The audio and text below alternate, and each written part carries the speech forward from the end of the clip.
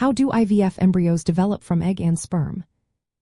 Imagine watching a tiny miracle unfold right in a laboratory. That's exactly what happens during in vitro fertilization, a process helping many families grow. It all starts with retrieving a mature egg from the ovaries. This egg is about the size of a grain of sand and is carefully collected using a thin needle guided by ultrasound. At the same time, sperm are collected from the partner or a donor. These sperm are prepared in the lab to select the healthiest ones for fertilization. Once the egg and sperm are ready, they are combined in a petri dish. Fertilization occurs when a single sperm successfully penetrates the egg's outer layer. This triggers a series of changes inside the egg, merging the genetic material from both parents. The result is a single cell called a zygote, which contains all the instructions needed to develop into a baby. After fertilization, the zygote begins to divide. This process is called cleavage. The first division happens within about 20 hours, creating two cells.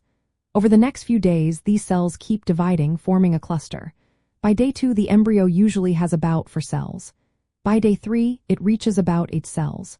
During this time, embryologists watch closely to see how well the embryo is developing. Good cell division is a sign of a healthy embryo.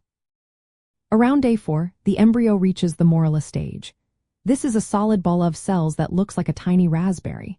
The cells start to organize and prepare for the next step. By day 5 or 6, the embryo develops into a blastocyst. This stage features a fluid-filled cavity and 2 distinct cell groups.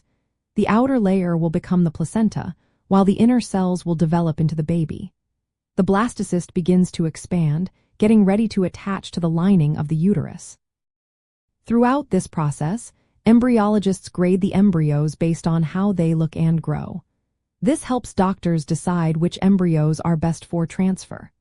For families interested in genetic planning, preimplantation genetic testing can be done at this stage. This testing screens for genetic disorders or chromosomal issues, giving parents more information about their options. The entire development from egg and sperm to a blastocyst takes about 5 to 6 days in the lab. After that, the best embryo is selected and transferred into the uterus. If everything goes well, it can implant into the uterine lining and continue to grow into a healthy pregnancy.